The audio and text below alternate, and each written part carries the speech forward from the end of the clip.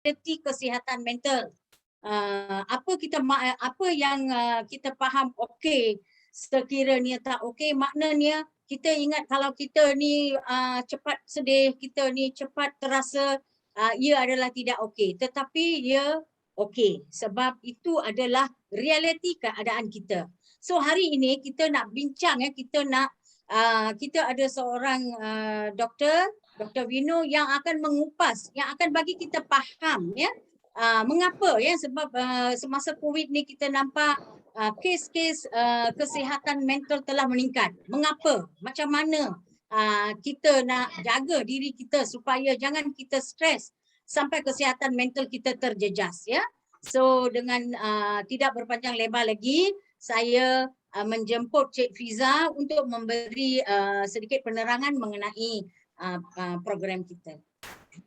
Okey, selamat tengah hari semua. Saya Fiza, saya merupakan pegawai perhubungan masyarakat daripada Pejabat Ahli Parlimen Petaling Jaya, iaitu di bawah YB Mariachin Abdullah.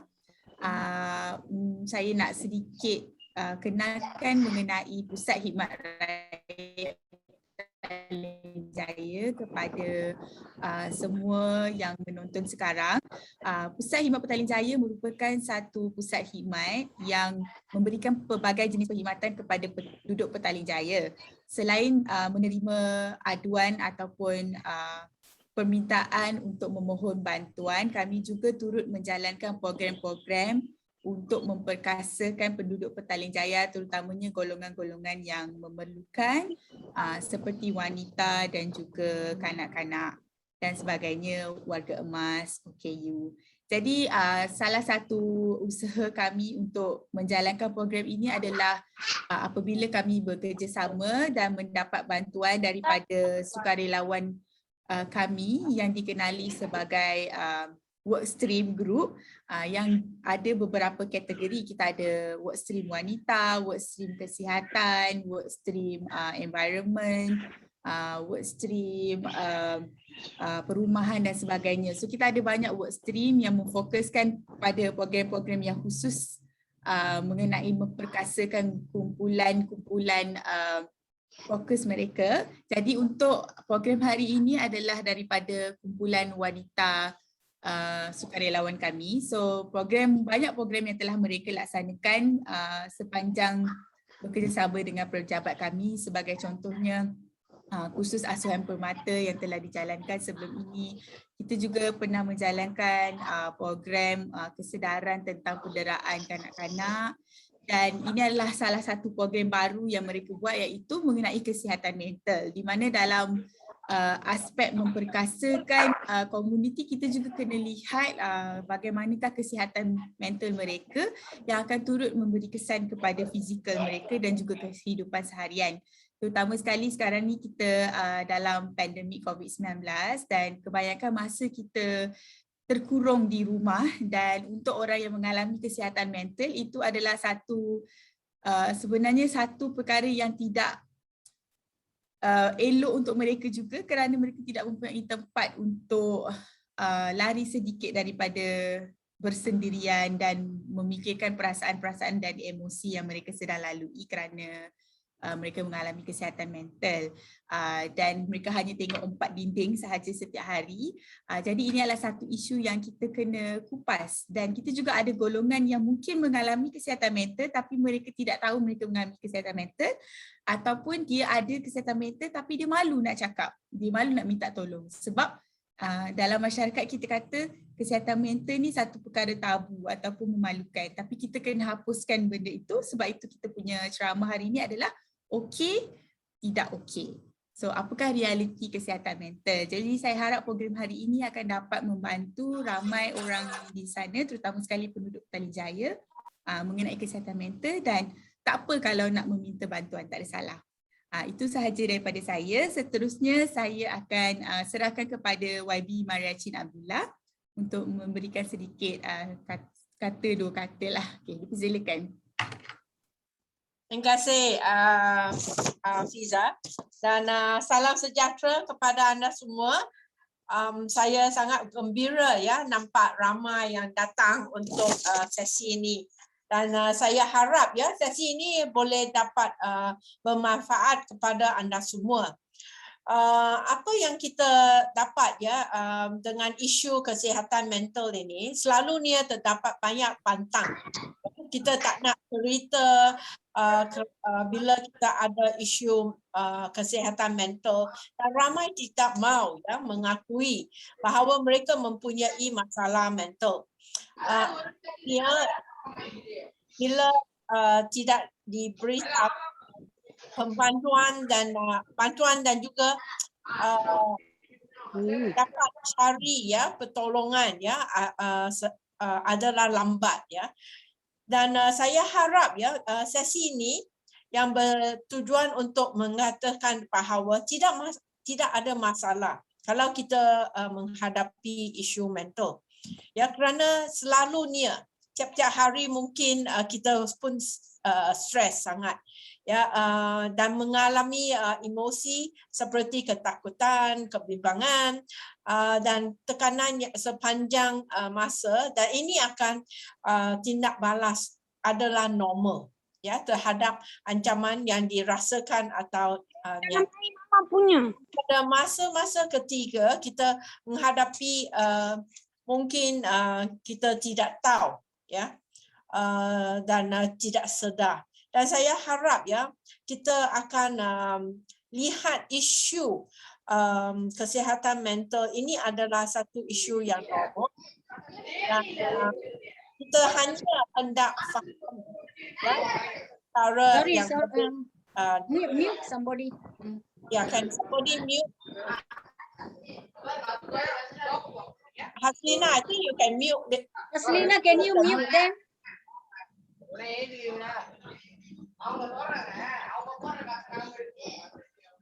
Haslina? I already mute everybody, but this Anakili, she keeps on switching it on. Oh, okay. Okay. Okay. Ya, saya harap ya kita akan menangani isu kesihatan mental ini sebagai satu isu yang mungkin normal, dan tapi perlu difaham dengan secara yang lebih dalam. Dan jangan takut kalau kita ada sedikit masalah, jangan takut untuk berbincang dengan kawan-kawan, rakan-rakan, atau kalau sangat serius pergi jumpa ya pakar-pakar yang boleh bantu. Dan saya juga harap ya dalam keadaan pandemik ini seperti COVID-19 adalah perubahan ketara dalam kehidupan seharian kita, kerana kita pergerakan kita dibatasi dalam menyokong usaha membendung dan memperlambat menyebarkan virus. Dan saya rasa ya dalam realiti bila kita dikurung dalam rumah bukan satu hari tapi beberapa minggu atau beberapa bulan, kita nak buat kerja di rumah, jaga anak, nak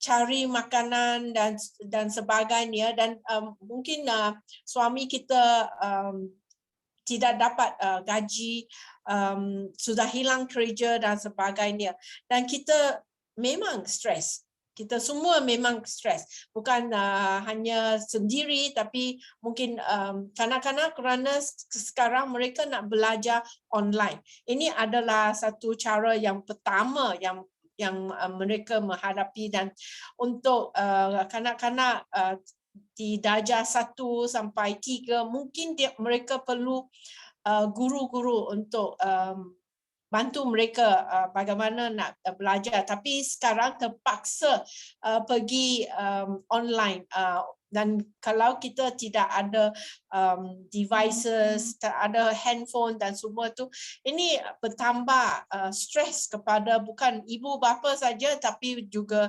kanak-kanak. Dan ini adalah satu isu yang penting kita nak memahami ya. Ini adalah satu isu yang mana kita nak faham dan hendak jaga kesihatan mental dan juga fizikal kita. So saya harap dengan sesi ini kita dapat berbincang, tanya soalan kerana kita dah ada seorang pakar, Dr. Vino yang berada di sini yang sedia ya untuk menjawab semua soalan ya, right? Yang anda ada tentang isu kesihatan mental ini. Dan saya harap ya kalau ada apa-apa yang kita boleh bantu di pejabat saya, sila telefon kita atau email ke atau Facebook kita. Kita sedia membantu, bukan kita yang bagi nasihat, tapi kita boleh cari ya pakar-pakar untuk membantu anda. Saya harap jangan tidak bersuara. Itu yang sangat penting. Kita nak bersuara kerana ini adalah situasi yang tidak kita semua ya, kita tidak sangka akan berlaku. Pandemik ini adalah satu keadaan yang sangat mencabar dan saya faham kita selalu ada stres. Ya, tiap-tiap kali kerajaan tukar itu SOP atau kita tak boleh keluar dan semua tu, itu tambah stres kepada kita semua. So saya harap ya kita semua akan bantu satu sama lain dan pejabat saya pun sedia untuk membantu. So sekian, terima kasih.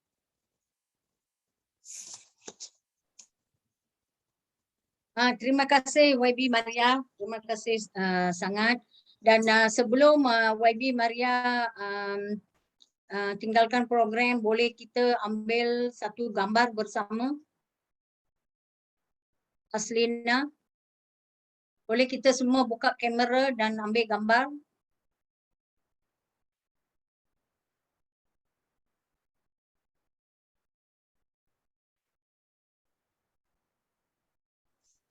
Haslina, are you taking a photo?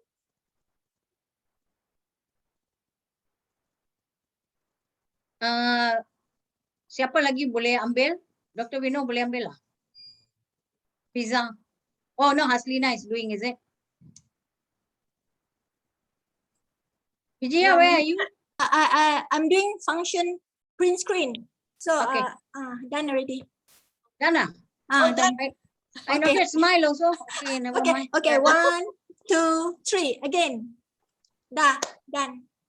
Okay, terima kasih YB. Ya, kita sudah banyak dengar daripada YB, banyak memberi sokongan kepada kita dan terima kasih saya ucapkan kepada YB kerana bagi kita peluang ini untuk berbincang mengenai kesihatan mental. Dan Vijaya, you ada nak cakap ke sebelum saya bagi mic kepada Dr. Vino? Thank you, Monica. Actually, hello, YB Maria team. Maybe this program I think will be Lama, sangkut dah. benefit because in this 2 months. Line not so good. And then I think it's a good opportunity for us to listen from Dr. Vino. So thank you so much, YB, to give us like this kind of program for us. And then even for Kak Liza and Manu Akka and Sylvia Akka. Thank you so much. And then Okay, thank you. Thank you, Vijaya. Vijaya is from the Indian Women Support Group from P105. So she wanted to thank YB. So that is why we asked her to say a few words. Okay, so sekarang kita tanpa melengahkan masa, kita akan terus zoom kepada Dr. Vino sebab bukan saya yang speaker, saya pakar, tapi Dr. Vino di sini yang pakar. Dia adalah daripada Solving Lab Consultancy dan dia adalah seorang pakar epidemiologi yang turut aktif dalam bidang kesihatan dan kesejahteraan mental. So, sorry Vijaya, boleh you mute your mic? Sorry. Ya, so tanpa melengahkan masa, saya ingat Dr. Vino, you boleh explain kepada kita mengapa ia okey sekiranya tidak okey mengenai kesihatan mental. Silakan. Okey, salam sejahtera semua. So sebenarnya saya sangat-sangat gembira kerana mendapat peluang ni untuk bercakap tentang kesihatan mental. Sebelum saya bermula, terima kasih YB Maria, terima kasih Cik Mano, terima kasih semua orang kerana memberikan saya peluang untuk menjadi suara hari ini di sini untuk kesihatan mental. So saya ada prepare beberapa slide. So bila saya cakap, anda juga boleh melihat beberapa perkara yang saya telah letakkan di dalam slide untuk anda mendapat gambaran tentang apa yang saya ingin terangkan di sini. So I share the slides. Okay. Semua orang boleh tengok kan? Boleh tak boleh? Okay. Sebab lepas share, I can only see myself here. Okay. So let's minimize this thing. Okay. So saya Dr. Vino, or you can call me Dr. V. Saya sebenarnya seorang ahli epidemiologi. So epidemiologi ni lebih kepada penyakit, lepas tu kepada public health, artinya kepada manusia macam mana nak buat kajian tentang penyakit. So saya ada buat kerja untuk COVID-19 juga. Tetapi saya juga sangat-sangat aktif untuk kesihatan mental dan kesejahteraan mental kerana sejak kecil sampai hari ini saya memang seorang yang mengambil berat apabila emosi dan kesihatan mental kita memainkan peranan dalam hidup kita setiap hari. So tajuk okey sekiranya tak okey. So hari ini saya nak just berkongsi realiti kesihatan mental dari perspektif saya kepada semua orang. So okay. So kandungan hari ini apa yang saya nak berkongsi dengan semua orang, kewujudan kesihatan mental di dalam kita semua. Lepas tu saya nak berkongsi kisah-kisah benar berkenaan kesihatan mental. Macam mana, apa yang boleh melemahkan kesihatan mental kita. Macam mana kita boleh menolong diri sendiri sebab seringkali kita lupa untuk menolong diri kita, tetapi kita selalu menolong orang lain. Bila orang lain ada masalah, kita ada kat situ. Tetapi kalau untuk diri kita, kita selalu leka. Lepas tu last platform-platform yang sedia ada untuk memberikan bantuan dan kaunseling. So kalau anda lihat di sini, WHO ada memberi definisi. So definisi ni saya tak nak baca untuk semua orang, saya letak sini supaya anda boleh tahu apa yang WHO mendefinisikan kesihatan mental ni. Diorang cakap bahawa kesihatan mental adalah keadaan di mana kita masih boleh buat kerja, kita masih produktif, kita masih boleh berfikir walaupun ada tekanan di dalam hidup. Tetapi apa yang semua orang lupa, kesihatan mental bukan hanya wujud apabila kita kena buat kerja atau bila kita kena pergi satu tempat atau apa jua lah yang ada kaitan dengan kerja seharian kita, tetapi kesihatan mental ni sebenarnya untuk kita hidup setiap hari sebagai seorang manusia di dunia ni. So, kesihatan mental adalah sebenarnya kesihatan yang berkaitan dengan keadaan minda kita dan emosi kita. Jadi, apabila kesihatan mental kita terjejas, ia boleh mengakibatkan kesakitan minda.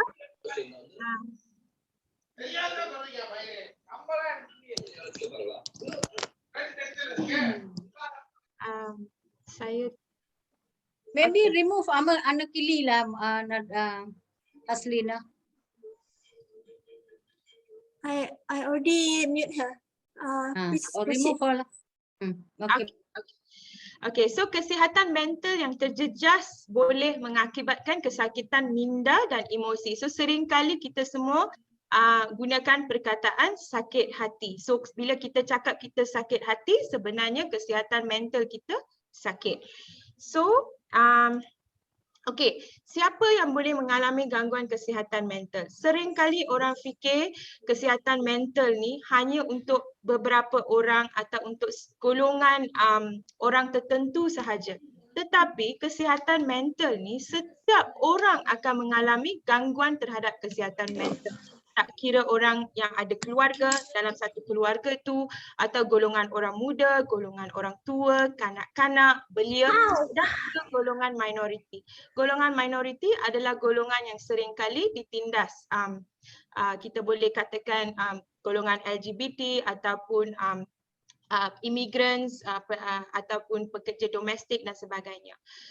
So, saya just nak terangkan sedikit sebab sekarang ni kita sedang berada di kala COVID-19. Kita ni sebenarnya memerangi COVID-19 sekarang, dah nak masuk 2 tahun. So, impak terhadap kesihatan mental macam YB terangkan tadi semakin teruk. So, semua orang mengalami kemurungan. Kemurungan adalah depression. Selalunya bila kita dengar perkataan depression. Depression ni bukan hanya wujud untuk orang yang perlu didiagnose di klinik dan diberi ubat, tetapi kita semua mengalami depression sebab sesuatu perkara yang berlaku di dalam hidup kita. Lepas tu kerisauan dan rimas. Ini orang katakan sebagai anxiety. Artinya kita risau atau rimas. Mungkin perkara tu kecil di mata orang lain, tetapi untuk kita perkara tu besar sangat. So kita akan rasa rimas, risau dan tak boleh tidur, tak boleh makan. So itu adalah kerisauan dan kerimasan. Lepas tu yang ketiga ni yang saya nak note di sini adalah keinginan atau percubaan untuk membunuh diri. Selalunya suicidal ideations or suicidal attempts. So bila kita tengok perkataan-perkataan macam ni, selalunya orang sama ada menilai kita macam kita ni bodoh sebab fikir pasal nak bunuh diri, tetapi ada banyak makna di sebalik keinginan atau percubaan membunuh diri yang saya akan memberitahu kemudian. Post traumatic stress, ini adalah tekanan sebab wujud satu keadaan di sekeliling kita. So sekarang kita semua mengalami post traumatic stress ni sebab COVID-19, impact COVID-19 dan kerana cara negara kita menguruskan pandemik. So semua ini memberi tekanan kepada kita kerana kita tidak boleh melanjutkan hidup kita seperti biasa. Lepas tu ketakutan terhadap kematian diri sendiri akibat virus ni ataupun kematian orang kesayangan kita. So kita selalu berada di dalam ketakutan. Stigma atau diskriminasi. So di sini apa yang saya nak bagi tahu, kalau kita ni manusia, kita memang akan melalui stigma dan diskriminasi. Sebab orang selalu ada je nak bagi tahu tentang kita. Kalau kita pendek, diorang akan diskriminasi. Kalau kita tinggi pun, diorang akan diskriminasi. So sekarang, kalau dah jadi pesakit COVID-19, kena diskriminasi. Kalau terselamat pun, kena diskriminasi. So semua ni sedang berlaku setiap hari dalam hidup semua orang. Dan lepas ni tidak dihargai di tempat kerja dan rumah. Dah lah sekarang kita tak ada macam cara nak bekerja tu pun susah dah, kena kerja kat rumah, kadang-kadang kena pergi office, kadang-kadang kena keluar, kadang-kadang duduk rumah, so memang confused. So benda-benda macam ni memang akan memberikan tekanan. Dan last fobia. Fobia kerana kita akan sentiasa takut, nak keluar beli barang takut, nak bawa anak pergi doktor takut, so semua ni mengakibatkan kesihatan mental kita terjejas. So di sini saya saja nak tunjukkan kepada semua orang, mungkin ada yang tak tengok berita-berita ni. So ini adalah beberapa insiden yang berlaku di negara kita baru-baru ini. Tetapi memang berzaman-zaman insiden macam ni dah berlaku. Tetapi seringkali tak keluar atau tak direportkan atau tak didokumentasikan. So ini sebab COVID-19 ni banyak insiden seperti ni keluar. So kita boleh tengok dengan mata sendiri apa yang berlaku. So macam anda tengok baru-baru ni seorang perempuan dia cuba membunuh diri dengan lompat daripada Penang Bridge. Tapi dia diselamatkan oleh suami dan orang-orang di yang di sekeliling tu. Lepas tu budak kecil diorang jumpa bunuh diri. Lepas tu ada pasangan suami isteri, diorang pergi sewa rumah khas untuk membunuh diri dan macam-macam yang anda boleh tengok. Dan ini juga, so warga emas juga membunuh diri selepas mendapat tahu beliau positif COVID-19. Orang di Singapura bunuh diri kerana tak boleh balik, dan baru-baru ni saya rasa 2-3 bulan lepas seorang wanita dia bunuh diri daripada shopping mall kat Kuala Lumpur ni. So sekarang saya nak berkongsi cerita sebenar daripada pengalaman saya apabila saya baru-baru ni menjalankan kajian berkenaan freedom of expression and gender based violence. So ini adalah untuk melihat untuk mendapat pengalaman wanita-wanita di negara kita berkenaan berapa bebas mereka untuk menyuarakan pendapat atau untuk menyuarakan kesusahan mereka, dan apa tahap mereka bila kita berbincang tentang keganasan rumah tangga ataupun keganasan secara general. So di sini saya nak bagi tahu semua yang saya berjaya bekerja dengan Menemu Ramah dan follow up dengan 60 wanita daripada pelbagai background. So anda boleh lihat di sini saya ada bercakap dengan sex workers, drug users, orang asli. Saya dapat peluang pergi ke kampung orang asli dan buat focus group discussion dengan wanita-wanita orang asli di 4 kampung. Lepas tu migrant workers, refugees and domestic violence victims, dan apa yang anda boleh lihat di sini. So di sini saya nak just tunjukkan secara ringkas, kalau anda tengok freedom to express freely, artinya kebebasan untuk wanita-wanita ni menyuarakan suara mereka. Kita tak payah cakap pasal pendapat lah, untuk bersuara. So anda boleh lihat dalam kalangan 60, 22 cakap memang diorang tak boleh meluahkan apa yang mereka fikir. Dan ini hanya sampel kecil. Walaupun sampel 60 ni kecil, tetapi mereka semua individu-individu unik. So semua ada pengalaman unik dan pengalaman sendiri. Dan kalau kita lihat di sini, apakah tahap untuk mereka meluahkan diri mereka?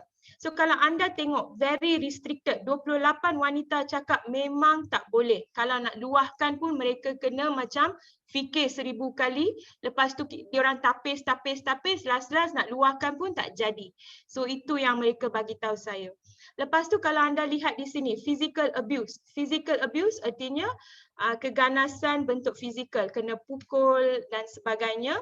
39 daripada 60 perempuan telah mengalami, dan 21 ni memang mereka cakap tak, tetapi bila mereka berkongsi dengan saya dan follow up dengan saya, kemudian mereka ada juga cakap memang ada doktor, tapi mula-mula tu memang segan nak bagi tahu. Lepas diorang bina satu hubungan dengan saya untuk berkongsi dan dapatkan counselling, baru mereka buka hati dan bagi tahu. Lepas tu yang ni yang paling penting saya nak bagi tahu di sini. Daripada 60 wanita, 45 wanita tidak ke tahap untuk membuat report kepada polis atau NGO, atau pendek kata diorang tak pergi dapatkan pertolongan ketika melalui keganasan di dalam hidup mereka. So, okay, gambar raja di sini. Saya letak di sini kerana saya nak anda tengok ini adalah sebenarnya beberapa luahan daripada 60 wanita yang saya dapat peluang untuk bercakap dengan. So kalau anda tengok di sini, trauma was always scared and felt like I will die getting beaten up, and all I can think about is my kids. So ini adalah luahan daripada salah seorang wanita. Dia telah dipaksa oleh suami sendiri untuk menjadi pekerja seks, dan dia terpaksa membuat kerja ini demi anak-anak beliau, dan sebabkan apa yang berlaku di dalam hidup beliau, apa yang beliau mendapat di dalam hidup beliau adalah hanya trauma dan ketakutan yang beliau akan mati hari seterusnya. Dan kalau anda lihat di sini, discrimination, especially when women are drug users, no one understands us and we are always judged. So ini adalah di kalangan wanita yang pernah menggunakan dadah, dan apabila mereka nak bertaubat dan mereka nak hidup, mereka seringkali didiskriminasi dan sebab tidak mendapat sokongan mereka kembali menggunakan dadah kerana mereka tidak dapat mencari erti hidup mereka. Dan di sini yang ni adalah luahan salah seorang pekerja seks di mana dia kata customer mereka boleh menjadi sangat-sangat ganas dan mereka terpaksa selalu berjaga-jaga kerana mereka takut mereka akan dibunuh satu hari. Dan kalau anda lihat di sini, never reported all this to the police. Walaupun mereka nak pergi banyak kali dah nak pergi, tetapi mereka takut mereka akan dibunuh atau keadaan akan menjadi lebih teruk kerana mereka selalu fikir yang mereka tidak ada jalan keluar dan itu adalah satu hidup mereka untuk kena pukul selalu. Dan di sini ada lagi, I was hit in the middle of the road. Ini adalah luahan seorang wanita yang berumur lebih kurang 23-24 tahun kerana beliau berkahwin ketika berumur 19 tahun dengan boyfriend beliau. So dia ada tiga anak. So I was hit in the middle of the road. Beliau ada bagi tahu kat saya dengan fracture kena pukul, tetapi beliau juga beritahu saya ketika benda ni berlaku tiada siapa yang menolong. Semua ambil phone, ambil gambar, ambil video, tapi tak ada siapa yang tolong kecuali bapa mertua beliau. Dan di sini recently a woman from their community was sexually abused by the ambulance driver who was supposed to bring her back. Okay, ini adalah di kampung orang asli, wanita-wanita orang asli yang memberitahu luahan mereka dan masalah-masalah yang mereka hadapi, dan apa yang sangat menyayatkan hati adalah mereka adalah golongan wanita yang seringkali ditindas dan seringkali tidak diberi peluang untuk mendapat bantuan ataupun untuk meluahkan apa yang mereka melalui. Jadi di kampung orang asli, mereka terpaksa kalau nak beranak, mereka akan dibawa ke satu tempat di mana mereka harus tunggu, dan bila dah sampai masa beranak dalam seminggu itu, ambulans akan datang membawa mereka ke hospital kerana mereka tidak mempunyai tempat untuk di kampung mereka tidak ada kemudahan macam apa yang kita ada di sini. So apabila mereka dibawa ke hospital dan dibawa balik, ramai yang mengalami sexual harassment daripada pemandu-pemandu ambulans ni, tetapi mereka tidak ada keberanian untuk pergi report atau mendapat bantuan.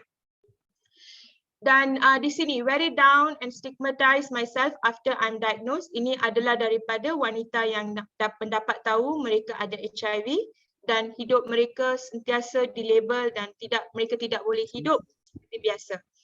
Dan very down and depressed and keep thinking that my life was over. Ini adalah luahan wanita yang banyak kali mencuba untuk membunuh diri kerana beliau rasa beliau tak boleh hidup lagi kerana tak ada makna. Jadi di sini saya just nak bagi tahu apakah perkara-perkara yang sebenarnya boleh menjejaskan kesihatan mental kita. Seringkali kita leka ataupun kita tidak memberi perhatian kepada diri kita sebagaimana yang saya bagi tahu tadi. Tetapi apa yang saya nak bagi tahu di sini adalah mungkin perkara-perkara yang anda selalu dengar, tetapi anda tak ambil berat tentang perkara-perkara ini atau anda sebenarnya tak faham yang benda-benda ini berlaku terhadap diri anda dan sebenarnya anda ini mengalami masalah menjejaskan kesihatan mental kita. So gaslighting, apa ini gaslighting? Gaslighting adalah di mana minda kita dimanipulasi untuk mempercayai perkara-perkara yang tidak benar tentang diri kita. So gaslighting ni boleh berlaku di rumah, di kalangan kawan-kawan anda sendiri, di tempat kerja atau di kalangan keluarga atau saudara, tak kisah siapa. Tetapi orang yang mahu anda percaya, anda mungkin diorang nak anda percaya yang anda ni tak guna atau anda ni bodoh atau anda ni memang tak boleh buat apa-apa dengan betul atau segala apalah yang boleh membuatkan anda sendiri percaya apa yang mereka memberitahu anda. So bila perkara ni berlaku setiap hari sedikit demi sedikit, ini akan menjejaskan kesihatan mental. Bila mula-mula perkara tu berlaku, anda akan leka, anda akan rasa alah mungkin dia main-main je kot, mungkin kita macam ni, kita yang salah. So kita akan fikir macam tu. Tetapi dia akan berlaku mungkin dalam 2-3 minggu, orang yang sama atau kumpulan yang sama akan terus memberitahu benda-benda macam ni, dan semakin hari kita akan rasa semakin terbelenggu, kita akan rasa berat, kita akan rasa fikir, kenapa kita ni macam ni, tak gunalah, kita ni begitu teruk So bila kita start menyoalkan diri sendiri kita, masa tu kita harus faham kesihatan mental kita dah terjejas sebab apa yang orang lain buat terhadap kita. Seterusnya, ini akan mengakibatkan tekanan terhadap diri kita. So kerana kerja, kerana wang, keluarga, kehidupan rumah tangga ataupun hubungan kita dengan kawan-kawan atau boyfriend girlfriend, tak kisahlah, hubungan kita selalu dengan orang lain kan. So kita selalu ada hubungan dengan orang lain.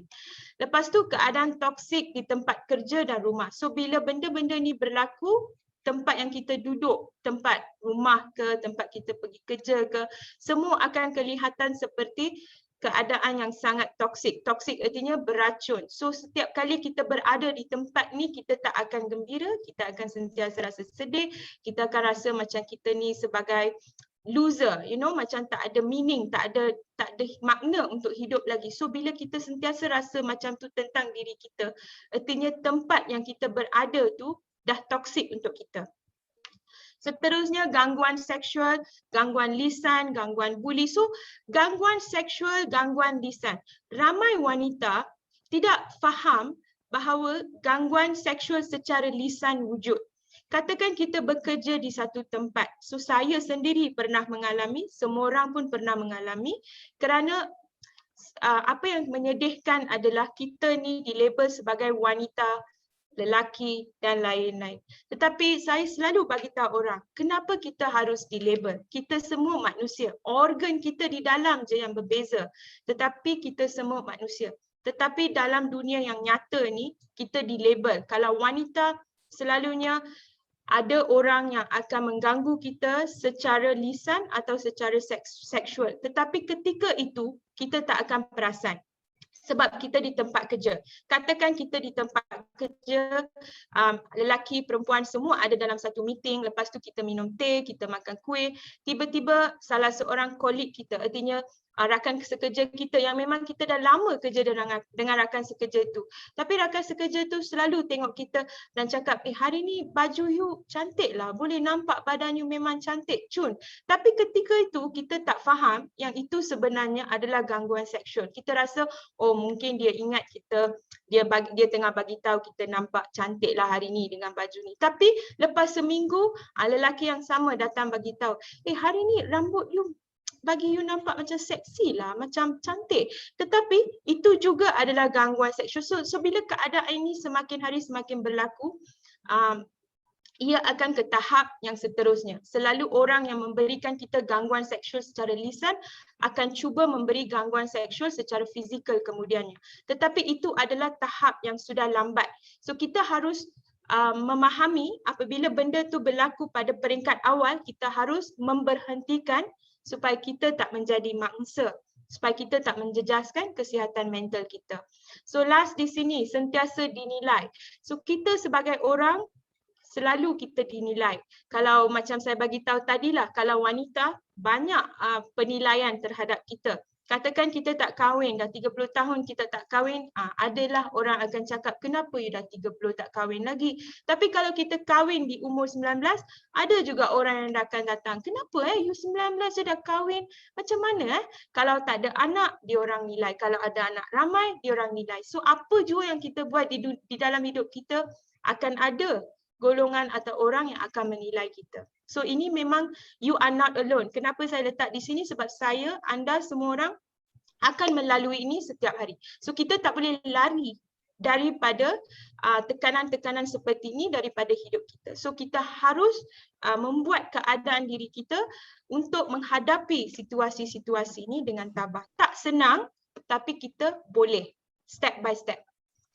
So di sini ini memang nanti saya akan share slide, anda boleh tengok ni secara ambil masa dan tengok, tetapi ini saya nak just cerita sedikit tentang idea-idea untuk membunuh diri yang memang akan wujud dalam semua orang, dalam saya pun ada, semua orang pun ada. Kerana bila kita mengalami satu masalah, seringkali kita akan fikir, kan best kalau kita ni tak bangun esok, tak payah kita face, tak payahlah kita bangun dan merasai semua sakit yang kita alami sebab apa yang orang buat terhadap kita atau apa yang berlaku terhadap kita. So memang untuk berfikir seperti itu memang normal, memang biasa. Semua orang akan melalui pemikiran sebegitu. So apa yang saya letak, gambar ni sebenarnya menunjukkan risk factor. Risk factor artinya apa yang boleh memberitahu kita terhadap diri kita atau orang lain sekiranya mereka sedang memikirkan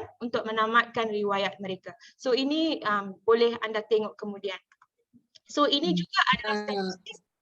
Sorry Dr. Vino, in the interest of time, ada banyak lagi ke atau? No, it's going to finish, Miss Mano. Going to finish. Yeah. It's until 5, right? Yeah. Ya, tapi kita nak sedikit masa untuk semua bertanya soalan jika ada. Yes, it will finish soon. Yeah. So ini adalah statistik daripada negara kita yang anda boleh lihat kemudian juga. So ini saya nak bagi tahu secara ringkas. Ini sebab penting, sebab ramai orang mengalami masalah, mereka terus fikir untuk membunuh diri atau cuba membunuh diri. Kita dah tengok memang berlaku setiap hari.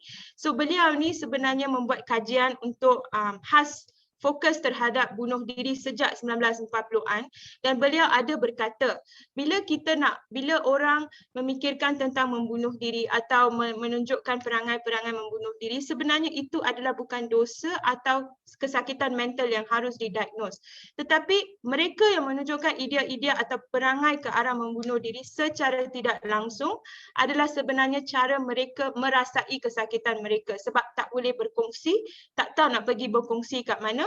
So mereka cuba buat benda-benda macam ni. Tetapi sebenarnya mereka memberitahu orang lain atau orang di sekeliling mereka yang mereka memerlukan perhatian dan pertolongan. Jadi apa yang saya nak bagi tahu di sini sebelum saya mengakhiri perkongsian saya. Mula-mula kita kena menolong diri kita dulu. Kita tak boleh mengharapkan orang lain untuk menolong kita. Secara mudah saya nak terangkan. Sekarang, kita cakap pasal sekarang. Sekarang semua orang takut pasal COVID. So bila kita demam biasa pun, kita pergi dan kita nak check. Kita nak semak, kita buat rapid test kit. Kan dah ada sekarang. So atau kita pergi klinik, kita buat rapid test. Okey, kita nak tahu sama ada kita ada COVID ke tak ada.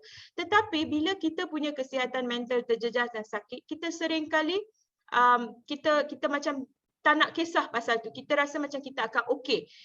Tapi kita tak nak terima yang kita tak akan okey. So kita harus faham tak ada beza di antara kesihatan fizikal dan kesihatan mental. Dua-dua wujud, dua-dua memberi sakit kepada kita. So kita harus menerima hakikat yang kita semua mempunyai kesihatan mental. Tak ada siapa yang tak mempunyai kesihatan mental. So kita harus membuka minda kita dan membuka hati kita untuk merasai kesakitan yang kita alami. Kita harus merasai perasaan kita, baru kita boleh mendapat pertolongan. So itu sebab saya letak gambar ni. Embrace your feeling. Tak kisah feeling you macam mana. Kalau marah, marahlah. Kalau you rasa nak jerit seorang diri kat bilik, jerit. Kalau nak nangis, nangis sepuas-puasnya. Kalau rasa macam tak nak bangun untuk 2-3 hari nak tidur, tidurlah 2-3 hari itu. Asalkan ia membantu anda merasai perasaan anda. Sebab baru kita boleh maju ke depan dan cari macam mana nak membantu diri kita. So yang ni saya just nak bagi tips-tips untuk mereka yang rasa mereka terperangkap di dalam hubungan toksik atau di dalam keadaan yang melibatkan keganasan rumah tangga. Tak kira lah kalau memang kena pukul ataupun gangguan seksual ataupun gangguan secara vokal, secara verbal. So ini adalah apa yang saya buat dengan mereka yang berkongsi dan mencari ingin mendapatkan bantuan daripada saya. Mula-mula kita harus memberanikan diri kita, memang susah, tapi kalau kita tak beranikan diri kita, kita tak boleh terus hidup dan kita tak boleh tolong anak-anak kita. So, apa yang kita harus buat adalah untuk sentiasa berwaspada terhadap petunjuk-petunjuk awal yang menunjukkan keganasan dan keadaan toksik. Jadi, jangan tunggu sampai dah memang parah, dah memang kena pukul sampai kena parah atau sampai kena gugur anak, sebab saya pernah bekerja dengan wanita-wanita yang kena pukul sampai mereka hilang anak-anak di dalam kandungan mereka. So jangan tunggu sampai peringkat itu. Kalau dah tahu hubungan itu melibatkan keganasan dari peringkat awal, berwaspada dan cuba cari bukti untuk cepat kita keluar daripada hubungan ini untuk mendapat bantuan. Jadi anda boleh mendapatkan bukti-bukti dalam bentuk video atau gambar di peringkat awal lagi, sebab semua orang ada smartphone biasa. Smartphone biasa boleh merakam dengan senang. So dah tahu, katakan kita punya partner balik, kita tahu sesuatu akan berlaku, letak smartphone dalam bentuk video dan rekod. Sebab bila kita pergi polis, itu yang diorang selalu tanya, mana bukti, mana bukti. Kalau tak ada bukti, diorang tak boleh tolong. So ini adalah benda-benda yang kita boleh buat. Dan macam saya cakap tadi, peringkat awal lagi kena dapatkan pertolongan. Jangan tunggu sebab ini adalah hidup anda dan hidup anak-anak anda. Dan yang paling penting yang saya bagi tahu semua orang yang memang menolong semua orang, jangan malu kalau hubungan tak berjaya. Sebab bila kita di sekolah pun, kalau kita buat salah, cikgu tak akan marah, ibu bapa pun tak akan marah kalau kita salah jawab soalan. Apa yang mereka bagi tahu kita, tak apa, kita belajar daripada kesilapan. Kalau you 2 campur 2 you dapat 5, tak apa, salah sekarang you belajarlah macam mana nak dapat 2 campur 2 dapat 4. Sama juga dalam hidup kita. Kita tak payah fikir pasal apa yang orang lain fikir pasal kita, sebab orang lain itu pun ada masalah sendiri. So kita tak harus malu sebab ini adalah hidup kita. Kita boleh buat silap dan kita belajar daripada kesilapan kita sebab kita bukan robot, kan? So ini adalah platform-platform yang boleh membantu anda. So saya ada compile dengan sendiri beberapa nombor organisasi yang boleh anda call dan dapatkan bantuan. So all this adalah K9, KKM pun ada baru-baru ni release all this. So sebelum saya mengakhiri, saya saja nak bagi tahu semua orang, anda semua memang sangat berharga. So sayangi diri anda dahulu sebelum anda menyayangi orang lain. Sayangi diri anda, baru anda boleh sayang orang lain kalau kita sayang diri kita sendiri. So kalau kita boleh menolong orang lain, kita kena menolong diri kita juga. So berbangga dengan diri anda setiap hari. Kalau hari ni anda rasa sedih, anda menangis 3 hari, hari keempat anda boleh bangun dan masak makan, berbanggalah sebab hari keempat anda dah tak menangis. Anda boleh masak Maggi mee, anda boleh makan. So itu adalah satu progres. So rasa bangga dengan apa yang anda buat setiap hari. Dan sememangnya okey untuk menangis atau berasa sedih. Jangan berpura-pura kalau sedih, rasa sedih. Kalau nak nangis, nangis. It's okay sebab memang menolong kita. Dan kemurungan, kerisauan, tekanan atau sebarang cara lain yang menjejaskan kesihatan mental tidak bermaksud gila. So gila, kita tak boleh menggunakan perkataan gila langsung sebab semua orang mengalami kesihatan mental. So kalau kesihatan mental kita terjejas, itu hanya bermaksud kita tak sihat. So kita akan sihat kembali, hanya mengambil masa. Itu sahaja. Dan dapatkan pertolongan daripada orang kesayangan, rakan-rakan atau daripada platform profesional. Dalam hidup kita tak seorang, ramai di sekeliling kita. Hanya kena buka minda dan mata sikit. Okay, so itu sahaja. Yes, sekian, terima kasih. Dah habis Kak Mano.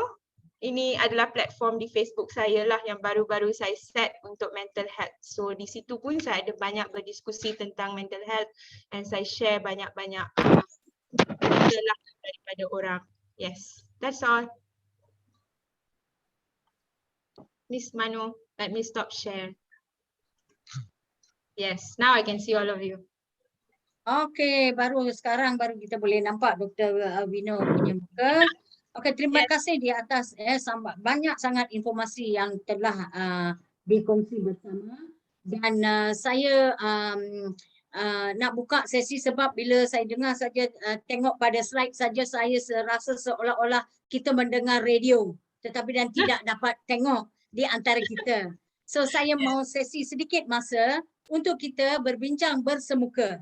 mungkin ada yang ada soalan yang nak tanya dan kita boleh juga sharing situasi di keliling. Kalau jika tidak bukan situasi kita, keluarga kita, saudara kita, kawan-kawan kita. So saya nak buka platform ini untuk sesiapa yang nak buat sharing sendiri atau yang ada soalan.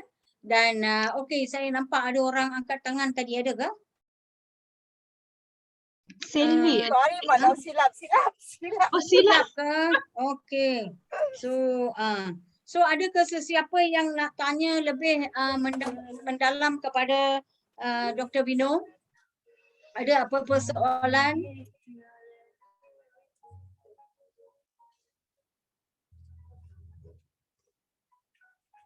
Saya boleh tanya? Ya, Boleh. boleh. Siapa tu? Cik Selvi. Selvi. Okey. Ya, saya nak tanya sebab tadi Dr. Vino katakan kalau ada sesiapa ada demam dia demam biasa. Demam biasa kita kena perlu cek kalau ada orang ada duit dia orang boleh beli yang COVID test. Kalau orang tak ada duit macam mana dia orang nak buat? Pergi klinik dia orang tak nak buat.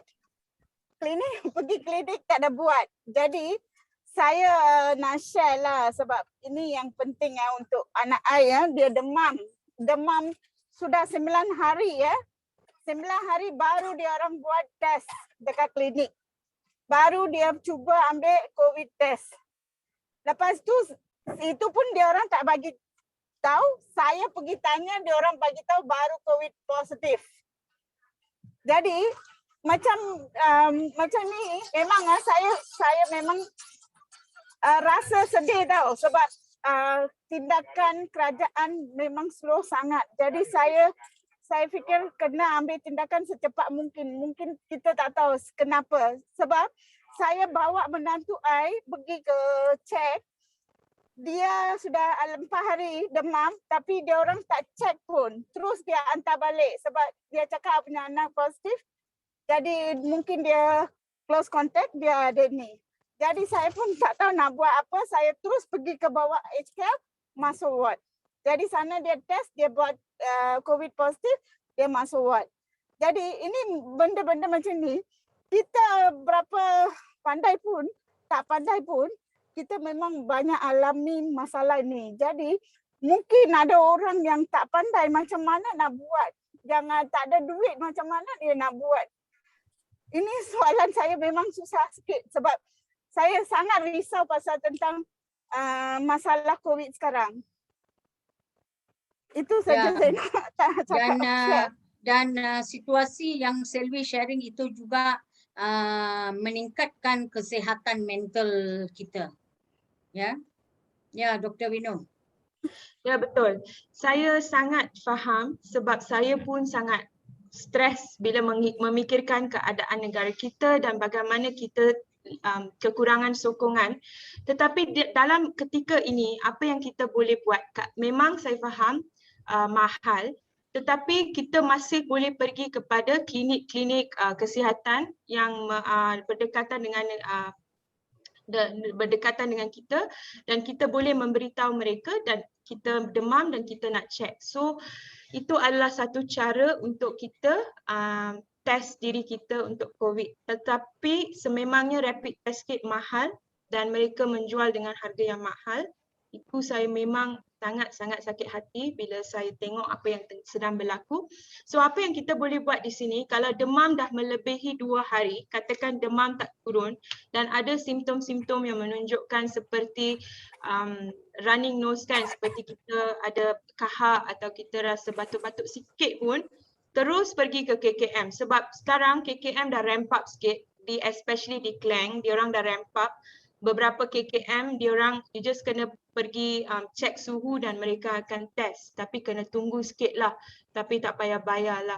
So itu adalah satu jalan untuk orang-orang yang mengalami kesusahan, tetapi memang saya setuju dengan Cik Selvi, keadaan COVID-19 di negara kita memang sangat sudah tidak terkawal. So kita kena jaga kita dan orang-orang di sekeliling kita. So saya just nak bagi tahu di sini ada pelbagai varian dan varian-varian sekarang memang sangat ganas.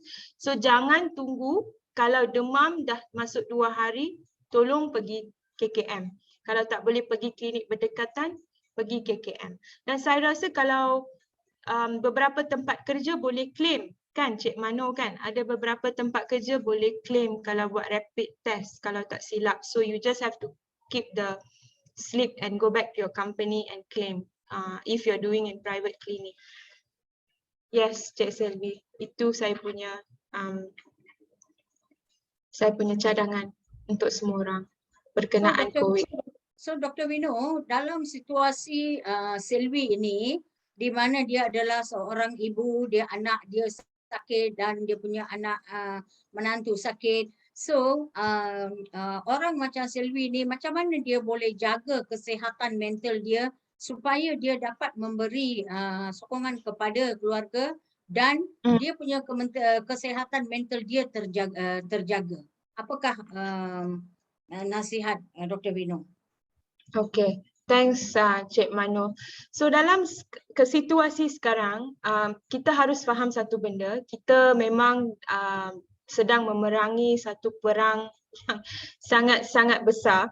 Jadi kita tak boleh lari dan kita tak boleh sembunyikan diri. So di sini kita punya kesedaran, kita kena meningkatkan kesedaran kita untuk menjaga kesihatan mental apabila COVID-19 ni ada di dalam cerita sekarang. So kita sudah tahu pasal COVID-19, kita sudah tahu macam mana virus ini boleh menjangkiti kita. So katakan dalam keluarga kita, memang saya bercakap setiap hari dengan pelbagai orang yang datang tanya saya nasihat. Emak dah vaksin 2 dos, lepas tu vaksin bulan April tapi dah masuk stage 3, tak tahu nak buat macam mana doktor. So pada ketika ini, apa yang kita boleh buat? Kalau family member kita berjangkit, telah dijangkiti, jangan berikan ketakutan terhadap mereka. Jangan because ramai orang yang membuat kesilapan macam ni. Bila ahli keluarga dijangkiti COVID, mereka akan rasa sangat rimas. This is where the anxiety kicks in, macam apa yang saya cerita tadi. So jangan menakutkan mereka dan jangan menakutkan diri sendiri. Sebab apa yang saya nak beritahu di sini, COVID-19, wait, I read the comment later. Apa yang saya nak bagi tahu di sini, virus ni hanya menjangkiti kita punya kesihatan fizikal. Tetapi kalau kita menakutkan diri sendiri dan menakutkan kita punya family members yang sakit, mereka akan lemah semangat. Kalau lemah semangat, kita punya immune system, kita punya defense system di dalam kita akan lemah juga. Jadi kita harus pastikan kita meningkatkan semangat supaya boleh melawan virus ni. So untuk menjaga memang kita kena berjauhan dengan mereka, kita kena kuarantin atau mungkin mereka di quarantine center. Kita harus sentiasa bercakap dengan mereka dan meningkatkan semangat dan membuang perasaan takut. Sebab COVID-19 ni, kalau immune system kita okey dan kita makan vitamin and makan benda-benda yang meningkatkan tahap kesihatan kita, we can fight it. Tetapi kalau kesihatan mental kita menurun, automatik kesihatan fizikal kita pun akan menurun. So, ini adalah satu cara yang kita boleh bagi tahu diri sendiri. Jangan takut terhadap virus COVID-19. Kalau dah kena tu, jangan takut. Kita jangan lemah semangat because banyak survivors. A lot of people have survived and come out. Tetapi lepas dah survive and come out, you also kena support. Sebab post-COVID symptom akan wujud untuk satu tempoh. Lebih kurang setahun untuk orang-orang yang ada comorbidity, artinya ada penyakit lain, dia akan berlanjutan sedikit. So ia akan mengambil masa. So lepas dah survive pun, kena tingkatkan motivasi dan meningkatkan kesihatan kita dengan makan makanan yang betul dan vitamin yang betul. So that is my only advice. Don't get scared towards COVID-19 once it hit us, but support your family members and yourself that we can fight this because it really helps. Sebab that is what people tell me, you know, when they really kuatkan fikiran mereka, it really helps them to fight the illness. kalau kita lemah semangat, it will lemahkan everything. And I recently spoke to a man who lost kedua-dua ibu bapa, dah tua lah, tapi memang sangat sakit hati sebab dalam sebulan dia kehilangan ibu bapa dia, dan ibu dia adalah orang kurang upaya.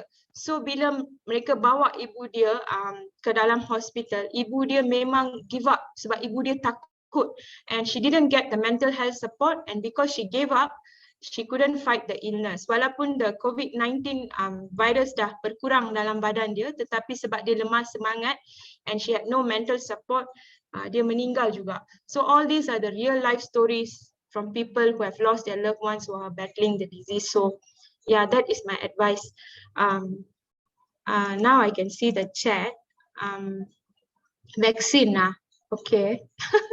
Let me see. Okay, Miss Mano, you can talk for a while while I read the comments here. Yeah, yes.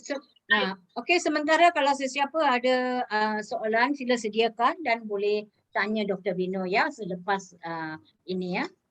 So Kak Irene ada cakap jangan tunggu KKM. Yes, kita walaupun kita kena test juga Kak Irene, sebab walau bagaimanapun kita kena dapatkan test results, because bila kita test positif gunakan rapid test, mereka akan hantar kita punya test untuk kita punya sampel untuk buat RT-PCR. Sebab saya nak terangkan sedikit, rapid test di sini tidak akan memberitahu anda berapa banyak virus di dalam badan kita. Rapid test kit hanya akan bagi tahu sama ada kita positif atau negatif. Itu pun 85 hingga 90% je dia sensitif. So masih ada chance di mana 10 hingga 15% dia boleh memberi keputusan negatif tetapi sebenarnya kita positif.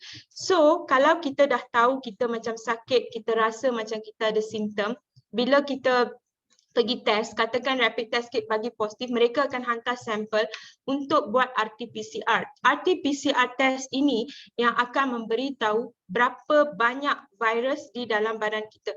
Dia takkan, RT-PCR takkan memberitahu sebenarnya kandungan virus tu berapa banyak, tapi dia akan bagi tahu heavy ke tak heavy. So that is very important because you need to know how much the virus is in you and how to to boost our immune system and everything. So betul, you have to boost your immune system and everything macam Kak Irene cakap, but somehow or other to get tested is very important so that it's like an early indication. We can quickly fight it and we can quickly go and get help from KKM because sometimes when the viral load itu tinggi, we need to go and get our lungs. So KKM boleh cepat-cepat check kita punya paru-paru dan kita punya breathing, it has to be above 95%. So all that mereka akan check seterusnya. So kalau kita tunggu, itulah di mana masalah boleh berlaku. So lagi satu, terangkan tentang vaksin. Apa kebaikan vaksin? Sebab orang cakap macam-macam. Appointment masuk chip lah dan sebagainya. Okay. So, okay. Alright. So, Cik Mano, nak saya terangkan sikit pasal vaksin ke? Kebaikan vaksin?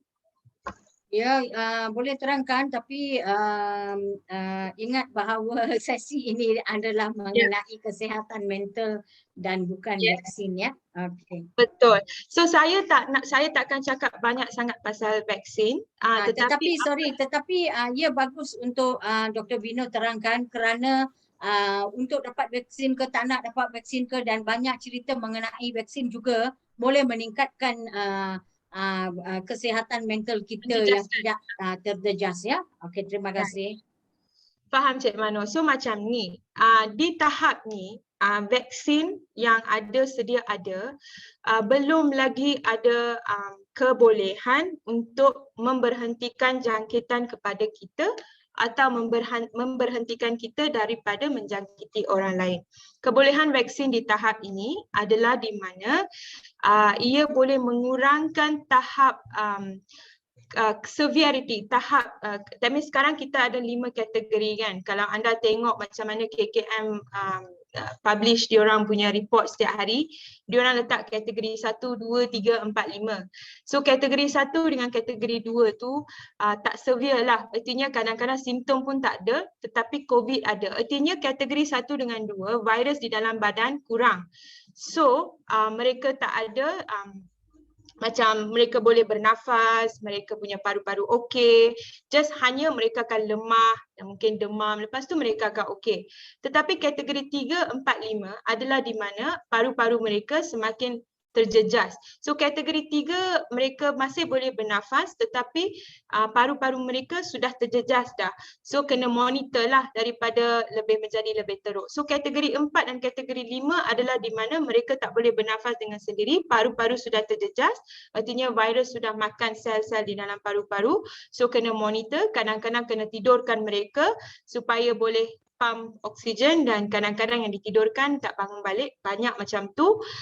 Dan kategori 5 is very critical already. So vaksin punya tahap kebolehan vaksin sekarang mengikut data sekarang sebab vaksin baru mereka sedang bagi, so kita tak tahu dalam 4, 5, 6 bulan macam mana vaksin akan membuat kerja dia dalam badan kita. Tetapi vaksin pada tahap sekarang membantu mengurangkan kategori itulah. Artinya kalau kita dapat virus tu, kita boleh selamatkan diri daripada kategori 3, 4, 5 lah. Paling banyak masuk kategori 3 macam tu. So kita tak akan menjadi tahap yang sangat teruk lah sampai kena tidurkan, kena pump udara, kena pasang respirator dan sebagainya. So itu adalah kebolehan vaksin pada tahap sekarang. So vaksin seperti vaksin polio atau vaksin demam campak belum ada lagi. So walaupun kita dah dapat vaksin, so ini adalah pilihan orang ramai. Tetapi nasihat saya dari dulu sampai sekarang satu sahaja. Dapat vaksin ke, tak dapat vaksin ke, hidup kena macam dululah. SOP kena ikut.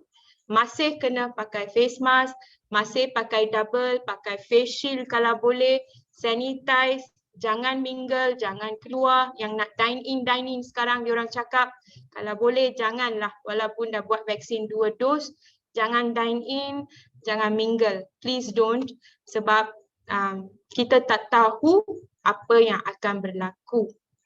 Itu je lah.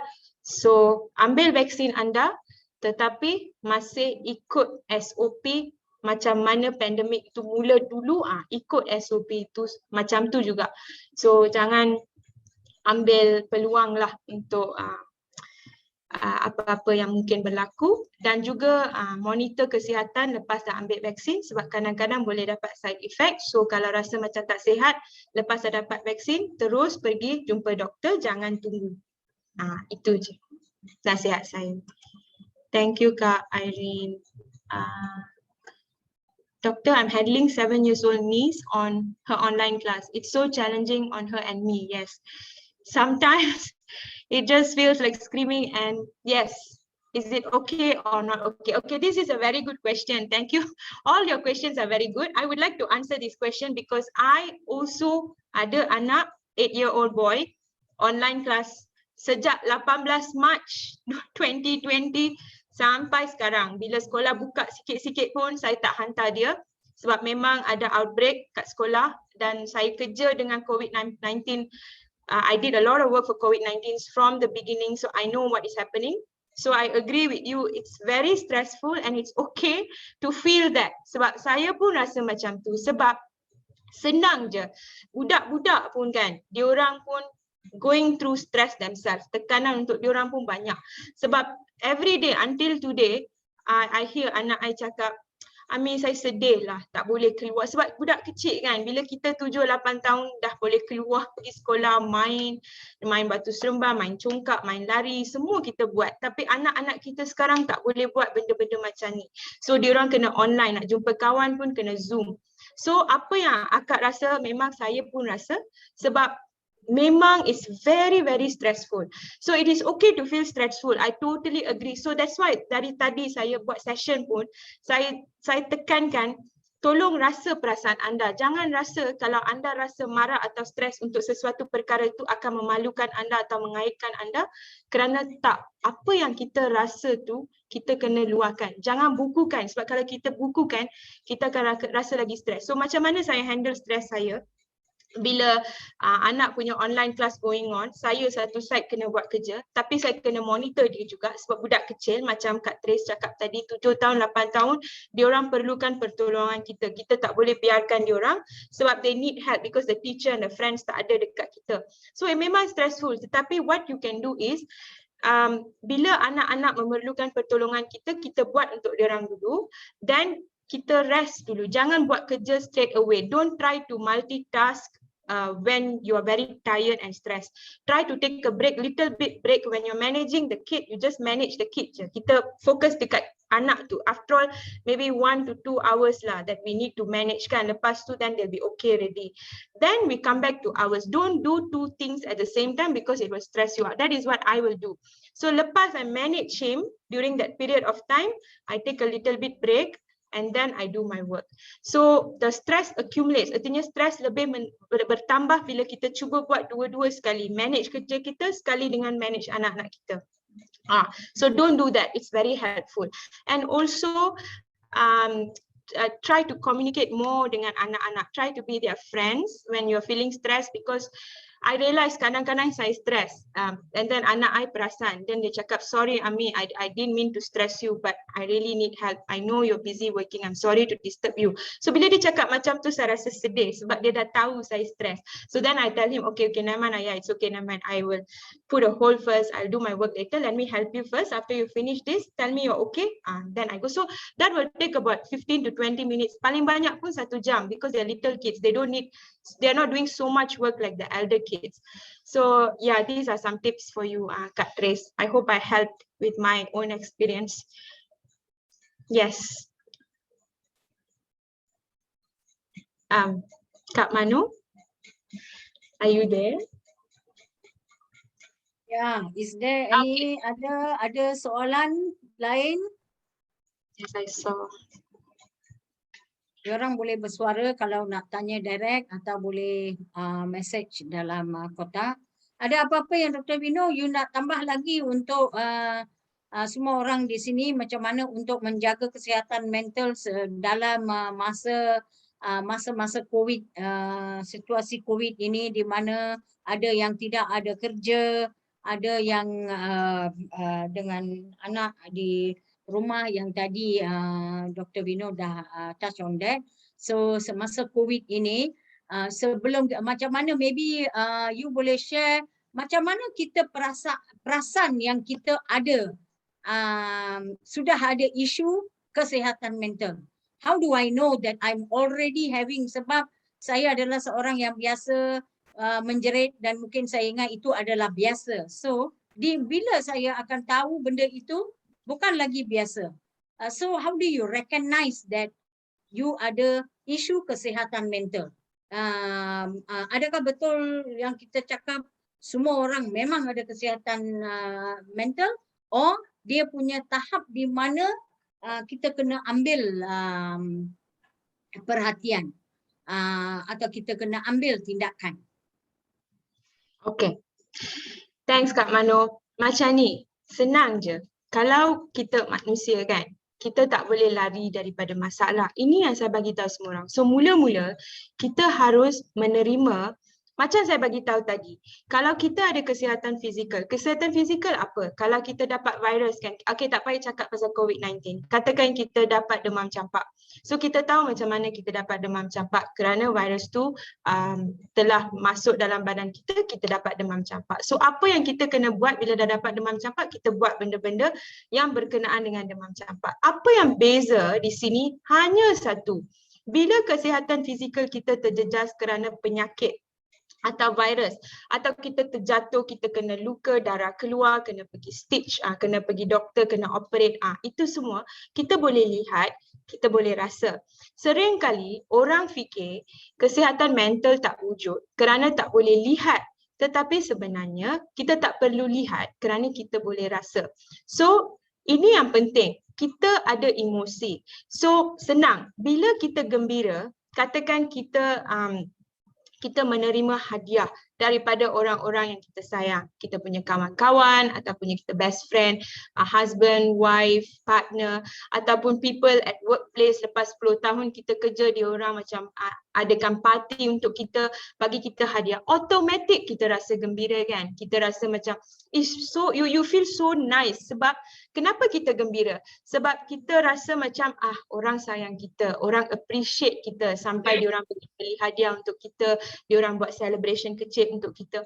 So kalau kita boleh rasa perasaan sebegitu yang menggembirakan hati kita, yang memberikan kita sejenis excitement kan, macam rasa shock sangat, kenapa kita tak nak rasa perasaan yang membuatkan kita sedih atau membuatkan kita murung?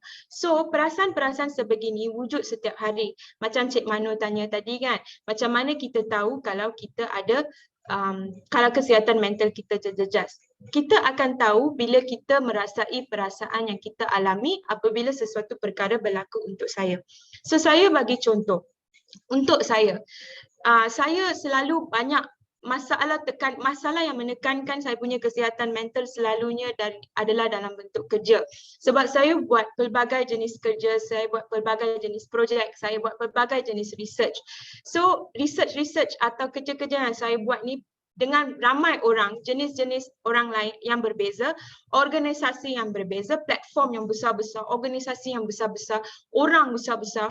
So saya kena buat kerja-kerja dengan pelbagai jenis orang, dengan pelbagai jenis karakter. So untuk saya, bila saya mengalami tekanan adalah katakan contoh bila saya buat kerja untuk COVID-19, saya mempunyai pelbagai masalah apabila katakan saya membuat satu analisis katakan. Sebab ini kerja saya buat analisis. Okey, dalam tempoh 6 bulan keadaan di Malaysia akan berubah menjadi macam ni. So kita kena buat perkara-perkara macam ni. Kalau kita tak buat, Malaysia akan menjadi macam ni. Saya dah buat kerja banyak di bulan Disember katakan. Bulan tahun lepas. Tetapi bila saya bentangkan kerja saya kepada orang-orang yang berkenaan, mereka memberikan saya tekanan kerana mereka tak nak terima yang ini akan berlaku dan mereka tak nak mengambil step yang seterusnya untuk memberhentikan perkara ini daripada berlaku. Jadi bayangkan tekanan yang saya terima. Tekanan yang saya terima memang teruk. Saya tak boleh tidur, saya rasa geram, saya menangis.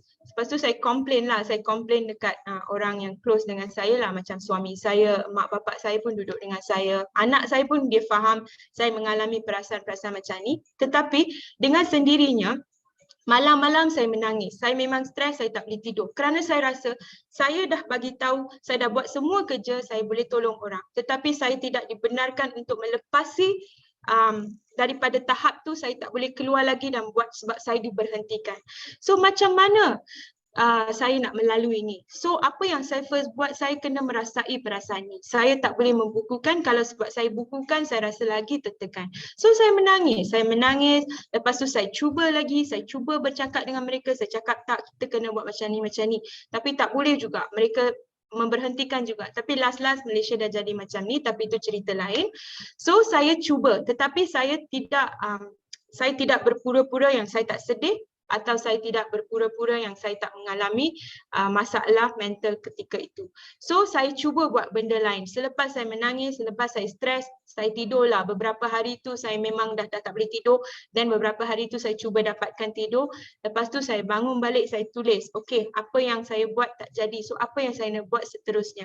So dalam situasi seperti ni, apa yang saya buat, saya nak menolong orang macam mana pun, saya kena spread awareness, saya kena tingkatkan kesedaran kepada masyarakat Malaysia yang kita ni sedang akan mengalami. So saya tulis artikel, saya reach out kepada beberapa orang jurnalis lah kan, reporter daripada beberapa artikel ni, saya tulis artikel, saya publish saya punya artikel. So melalui itu kesedaran saya boleh bagi kepada masyarakat Malaysia. So apa yang saya tak boleh dapat di tempat kerja, saya cuba buat apa yang saya boleh sebagai diri saya lah. Tetapi sebelum saya ke tahap itu, saya merasai perasaan saya. So itu cara saya mendapat pertolongan dan juga saya mendapatkan support daripada orang keliling saya. Tetapi saya menerima yang perkara ni berlaku terhadap saya dan saya merasai perasaan saya. Jadi kalau anda boleh ke langkah itu merasai perasaan anda, artinya anda sudah tahu apa masalah yang sedang memakan hati anda, apa yang sedang berlaku. So itu adalah soalan Cik Mano yang saya jawab. Ketika itu anda akan mengetahui kesihatan mental sudah terjejas, so apa yang saya harus buat seterusnya, siapa yang saya boleh pergi kepada atau apa yang saya boleh buat. Itu adalah satu cara yang akan membantu anda untuk melihat dengan lebih jelaslah apa yang kita boleh buat seterusnya. Ya Cik Mano, so ketika ini COVID-19 ni kita semua mengalami pelbagai masalah. Memang kita tak boleh larilah. So untuk orang-orang yang mengalami masalah kerja atau masalah kewangan, saya sendiri pun mengalami benda yang sama. Kita semua memang mengalami benda yang sama. Apa yang kita boleh buat adalah mencari jalan yang kita boleh ambil. So kalau for example, kita ada platform yang kita boleh pergi untuk mendapat pertolongan NGO, kita pergi. Jangan rasa malu, jangan rasa yang anda tak boleh tanya pertolongan. Sebab saya sendiri juga kena minta pertolongan kan. So, we have to. Sebab situasi di negara kita dah jadi macam ni. So, pada tahap ni kita tak boleh duduk dan menangis dan cakap alamak government dah macam ni, pandemik dah macam ni, tak dapat pertolongan. Sebab memang kita tak akan dapat pertolongan daripada platform-platform sebegini, tetapi kita kena dapatkan pertolongan untuk diri sendiri. Tak apa kalau nak nangis beberapa hari, nak stres beberapa hari, rasai itu, tapi lepas tu cari jalan macam mana. Cakap dengan kawan-kawan, cakap dengan NGO. Kalau ada connection dengan NGO, pergi jumpa NGO. Kita boleh dapat some kind of ways we can find. Boleh start online business. Sekarang online business macam-macam pun, at least you can make some money. Kalau boleh buat masakan, boleh buat kuih, you can jumpa beberapa orang yang boleh menolong anda untuk set up online platform. Sebab everybody got smartphone, everybody is ordering food. So we can find ways.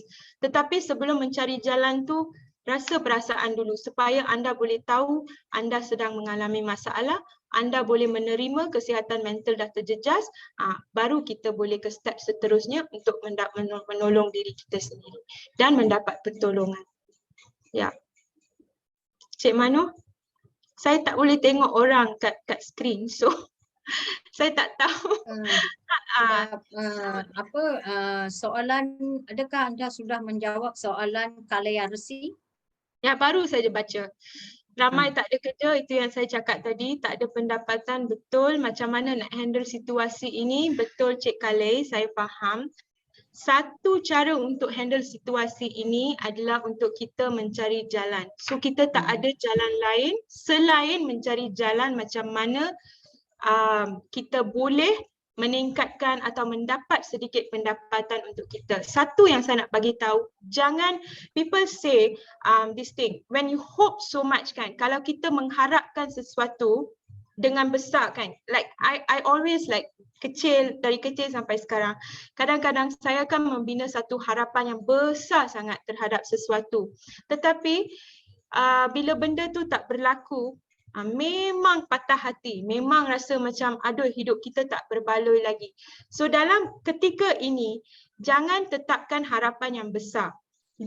Kita fikir, okay, macam mana kita nak buat ni? Kita dah macam dah tak ada kerja, tak ada duit dah, macam mana kita nak cari duit? So start dari kecil-kecil dulu. Ramai orang, diorang terus harap untuk benda yang besar untuk berlaku. Nak dapat kerja terus, nak dapat 2,000, 3,000, baru saya nak dapat kerja, saya kena cari kerja untuk dapat salary 2,000, 3,000. Jangan harap macam tu dulu. Start dari kecil. Tengok macam mana untuk setiap hari macam mana kita nak buat apa. So macam yang saya bagi tahu tadi Cik Kalay, kita boleh jumpa atau cakap dengan banyak bantuan-bantuan diberi sekarang, bukan melalui kerajaan tetapi melalui NGOs. Banyak ada platform-platform yang sedia mendengar dan sedia membantu, dan kita sendiri juga boleh buat sesuatu like macam saya cakapkan, buat kerja macam if you're good, kalau ada hobi membuat designing or something that you can jual, buat. It might look kecil. Itu yang saya bagi tahu orang. Ramai bagi tahu saya, alah doktor, kalau saya buat nasi lemak atau kuih, berapa banyak duit saya boleh dapat. Saya bagi tahu dia orang, RM1 pun besar juga kan. So jangan harap nak dapat lump sum RM50-60 satu hari. Dapat RM1 pun duit juga. So buat dengan harapan macam tu, ia akan memotivasikan anda untuk membuat lebih dan lebih dan lebih. So kita start dari kecil dulu. Jangan terus nak lompat untuk besar. Lepas tu langsung kita dapat tekanan. Itu yang akan memakan hati kita. So start small. Never mind. Satu hari kita dapat profit RM5, RM6, it's still money. Kali 5 untuk 5 hari, RM30 is still duit juga. So let us do that. So that is my advice. That is what I do also. So sometimes, yeah, you know, kita berada dalam satu keadaan yang sangat complicated. We can't complain for what we are getting, but we have to be grateful for what we are getting. Betul doktor, betul. Betul kan? Yeah. Tapi saya tak Thank you. Siapa tu, ada orang nak tanya soalan ke? Kak Haslina, sakit mental tahap manakah yang saya okay, yes. Yang saya perlu dapatkan pertolongan psikiatris. Okay, thanks Kak Lina. So macam ni, bila kita dah tahu tahap yang kita memang tak boleh kontrol, artinya, okay, saya boleh bagi satu contoh. You see, there's this thing called bipolar disorder. Saya rasa anda pernah mendengar bipolar disorder ni, memang I think ramai orang pernah dengar. Ada juga mereka buat banyak movies lah, banyak cerita Tamil pun ada, cerita English, ada. Diorang ada buat cerita menunjukkan apa ini bipolar disorder. So bipolar disorder ni adalah di mana, katakan saya ada bipolar disorder. Saya tiba-tiba akan rasa gembira. Artinya, tak ada perkara yang menggembirakan saya ketika itu, tetapi saya rasa sangat gembira. Saya rasa macam saya ni adalah seorang, maybe I feel like a princess, I feel so happy, tetapi sebenarnya nothing is making me happy. Artinya I'm not having, tak ada birthday celebration ke, ataupun tak ada siapa bagi saya hadiah. I'm actually seorang diri kat rumah, tapi I'm so happy. And then suddenly, dalam 2-3 hari, saya rasa sedih sangat. Saya rasa sedih ke tahap yang saya tak boleh tahan. I feel like killing myself. I feel like hurting myself. Tetapi nothing is making me sad. Tak ada orang marah saya. Tak ada orang buat hal kat saya. Tak ada orang cakap saya bodoh. Tak ada orang pukul saya. I'm not going through anything. Tetapi dengan sendiri saya rasa macam something is wrong with me. And I feel like killing myself or hurting myself. So itu menjelaskan, itu adalah satu tahap di mana kita harus faham something is not right with me, I have to go and see psychiatrist. So untuk menjawab soalan Kak Lina, kalau perkara-perkara macam tu berlaku untuk kita, katakan kita, okay, dalam hidup seharian kita memang ada tekanan tinggi kan. Lepas tu kita rasa okay, saya nak connect sebab ini adalah benda yang berlaku dan ramai orang yang saya counsel, yang saya tolong memberitahu saya, mereka tak boleh control feeling untuk membunuh diri. Artinya setiap hari apa yang mereka fikir adalah untuk membunuh diri. So mereka sudah mula melukakan diri sendiri. So pada ketika itu saya akan memberitahu mereka atau refer mereka kepada psikiatris. Sebab ini adalah satu tahap yang sudah ke tahap yang memang hanya dengan counselling atau hanya dengan motivasi tak boleh menolong mereka. Mereka dah macam ke tahap untuk sebab bila dah start lukakan diri, kita harus memang monitor mereka selalu dan psikiatris juga kena monitor mereka dan mereka akan dipreskripsikan dengan beberapa ubat yang boleh tolong. So, apa yang saya nak beritahu anda, kalau anda rasa pada satu tahap, tak kisahlah, satu tahap dah dapat support yang sepatutnya, orang dah support, orang dah bagi counselling, tapi masih rasa macam okay, improvement tu ada, tetapi still you are not feeling safe. Artinya you are still feeling one kind. You're still feeling that you want to kill yourself or you're starting to harm yourself. Don't wait. Terus pergi jumpa psychiatrist. You can actually call those helplines and they themselves can help to connect you. When you share with them, they can connect you to make some appointments with psychiatrists and all that. So itu sebab it's very important to always realize what is going on with your life. Jangan leka dan jangan ingat, this is nothing, I'll be okay one, I'll be okay tomorrow, I'll be okay. Jangan. If can, document. Kalau free, tulis what you're going through every day, so you can actually help to monitor yourself as well. Yes. Kak Lina, okey ke saya punya jawapan? Okay. Macam mana? Yes, Akak. I saw one more question. Macam mana nak kontrol kanak-kanak bawah umur 3-4 tahun sebab dia orang tak faham tentang COVID dan sebab tak boleh keluar rumah. Faham? Ini adalah soalan yang ramai orang tanya juga. Okey, ini adalah sangat challenging sebab memang betul budak-budak kecil tak faham. And apa yang anda boleh buat, actually anda boleh ini yang saya bagi tahu orang yang tanya saya, kita boleh gunakan cara yang mereka boleh faham. Artinya, okey, kalau budak-budak kecil kan, dia orang suka apa? Dia orang suka main. Lepas tu dia orang suka tengok kartun. Dia orang suka tengok benda-benda colourful. Actually, I think kalau pergi YouTube Kids, ada, I think baru-baru ni dia orang ada buat macam animasi di mana mereka terangkan apa tu virus tu buat apa, kalau orang dapat virus, apa akan jadi dan sebagainya.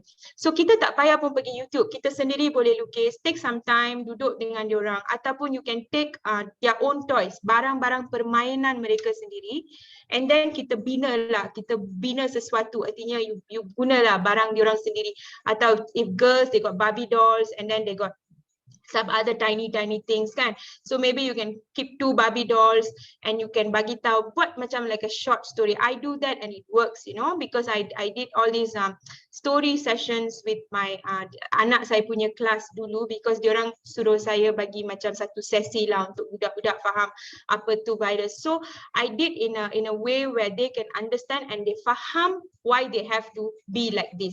So bila mereka dah boleh tengok kan, bila mereka boleh faham melalui alat-alat permainan mereka sendiri atau animasi sendiri, mereka boleh menerima keadaan dengan lebih senang. And you can also you have to also create memang mengambil masa, memang kita boleh rasa penat, tetapi kita harus faham diorang budak-budak kecil, so diorang perlukan kita tak boleh biar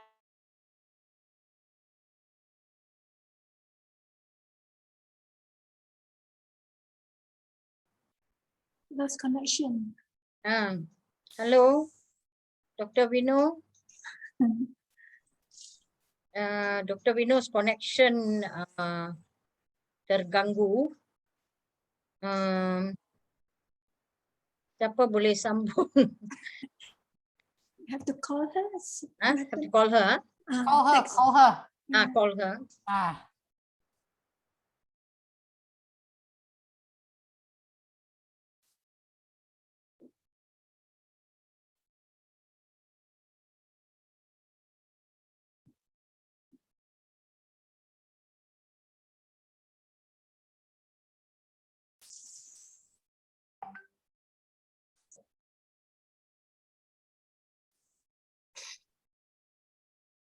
Fiza, are you there? Fiza, Yes. maybe can you maybe just post some of the P105, the state government help this thing. It's no harm just to post 1 or 2 here, the hotline. Then maybe you say something about it before the Dr. V comes back. Oh, okay, hold on. Her line got she got disconnected, so I asked her to sign in again. Yeah. Meanwhile, Fiza will share some information about P105 vaccine, Okay. State government lah, you know. Mm. And then Fiza can just explain a little bit, but when Dr. V comes back, so that she can stop. But the information still be useful and keep it here lah. Yeah. Yeah. Okay. Thank you, Yoklin, Fiza. Meanwhile, Mano, you can sing a song. No COVID song, huh? Sing the songs. You lah, Yoklin. You are the dramatist, Yoklin. So, siapa boleh nyanyi? Summarize lah what she said just now. What I can share is our poster for vaccine program. Yeah. Okay. Because somebody asked about vaccine also. Okay, so basically what we have been doing since early March this year at P105 office is kami menyediakan beberapa perkhidmatan untuk membantu penduduk Petaling Jaya khususnya untuk mendaftar vaksin. Sebab kita tahu ada beberapa cabaran yang dihadapi oleh pelbagai golongan mengikut kategori. Sebagai contohnya, bukan semua orang mempunyai telefon bimbit yang canggih ataupun telefon pintar. Bukan semua orang mempunyai wifi ataupun data yang kuat untuk ada aplikasi MySejahtera. Dan ada yang masih menggunakan telefon yang tekan yang telefon bimbit tu. Jadi disebabkan ini dia menjadi faktor beberapa golongan, terutamanya waktu kita mulakan program ini kita dapati ramai terutamanya golongan warga emas belum daftar vaksin. Selain daripada kerisauan yang mereka alami mengenai vaksin lah, sebab kita ada macam-macam cerita kata vaksin ni bahayalah, vaksin ni tidak membantu dan sebagainya.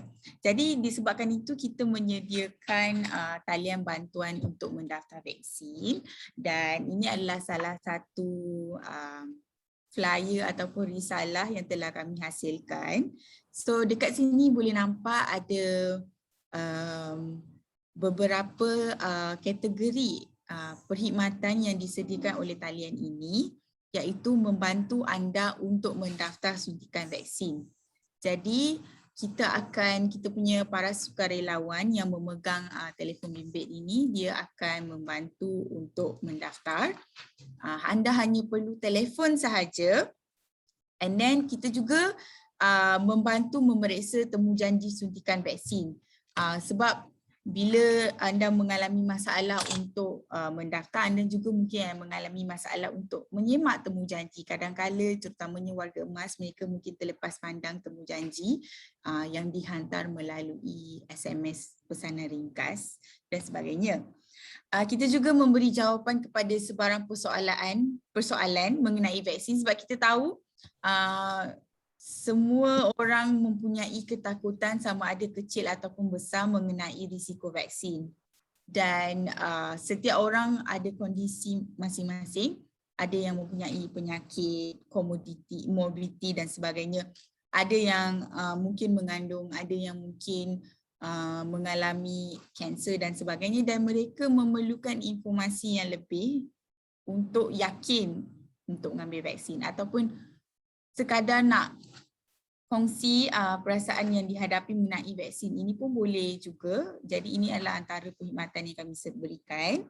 Kemudian kami juga membantu untuk memberikan bantuan pengangkutan ke pusat-pusat vaksinasi lah. Contohnya warga emas yang tak ada kenderaan, tak ada anak, kita punya sukarelawan boleh membantu. Dan yang terakhir sekali, sebarang soalan pun boleh dihantar melalui WhatsApp dan juga SMS. So dia ada 5 nombor mengikut poster ni. Ada 3 nombor yang beroperasi siang dan 2 nombor beroperasi malam, sebab kita tahu mungkin ada yang nak call lepas waktu kerja dan sebagainya. Jadi risalah ini bolehlah dikongsi kepada ramai orang, sebab semenjak kami melaksanakan program ini telah banyak penduduk Petaling Jaya yang kami telah bantu daftar vaksin, dan 70% mereka sudah pun mendapat suntikan dos yang pertama. Okey, itu sahaja. Saya rasa doktor dah datang balik kan? So boleh pass balik kat doktor. Sorry. Tiba-tiba internet putus. Aduh. Sorry everyone. Okay, so anyway, I think I ada jawab kan tadi soalan. Did I complete answering it? Cik Manu? Ya.